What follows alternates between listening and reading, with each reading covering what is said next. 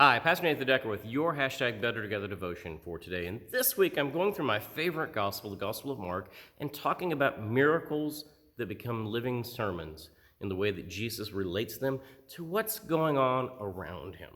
So around Gospel of Mark chapter 7, Jesus is confronted by the Pharisees, and the gospel goes to dramatic lengths to describe what the confrontation is about, because the gospel writer says, the Jewish folks had rituals. They had to wash their hands before they ate. They had to wash the pots and the pans and the sleeping pads. They had to wash everything, and even if they went into the marketplace, before they would eat something or go to worship, they would immerse themselves in a pool so that they could wash themselves and cleanse themselves.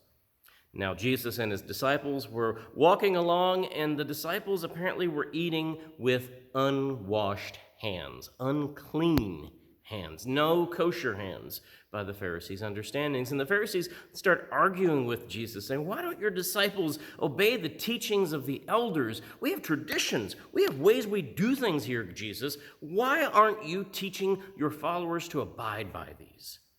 To which Jesus says, Isaiah is right in that you are a people who worship me with your lips, but your hearts are hard. The interesting thing about this story is what comes after it. There's a story that I've always been troubled by. It's a story of a woman, a Syrophoenician woman in the city of Tyre. Jesus has left the Jewish community and is now among the Gentiles, and she comes and she pleads with Jesus. "Jesus, my daughter is at home. She is possessed. She has something wrong with her. Won't you come and heal her?"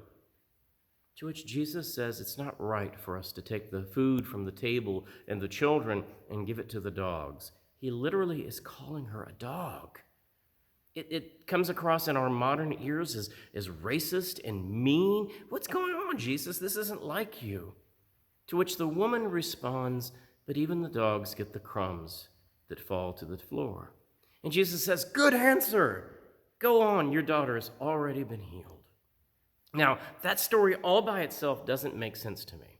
But when I couple that story with what's going on right before it, the discussion about unclean, I see a new way of understanding that story. Jesus is illustrating what people's thoughts are. We have traditions that divide us, that racism that divides us, classism. We have tribalism all across the board that divides us. We think things are clean and unclean. This is the way you should do things. This is the way our culture does them. You should do it the way our culture does it. To which Jesus says, no, everyone deserves to be fed. Everyone deserves to experience faith. All are welcomed to the table.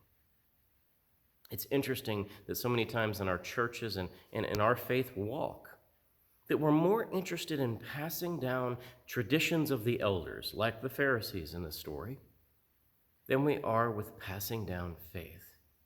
I want you to make sure you continue singing this song because it meant so much to me. It's got to mean something to you, child. Or I want you to worship this way. Make sure you do the bread or the baptism this way because this is the way I was taught to do it. We have to let go of our control so that the next generation can experience God in a new way. They are the children who deserve to be fed at the table, the bread that Christ is providing. And beyond all boundaries, Syrophoenician, somebody from Tyre, even a Pharisee, all are called to be welcomed to the table. And no one is called to go away hungry or be left possessed in a bed hurting. If we could figure this out as a people, if we could take time to pray and truly live out, not the teachings of the elders, but the teaching of Jesus, we would be better together.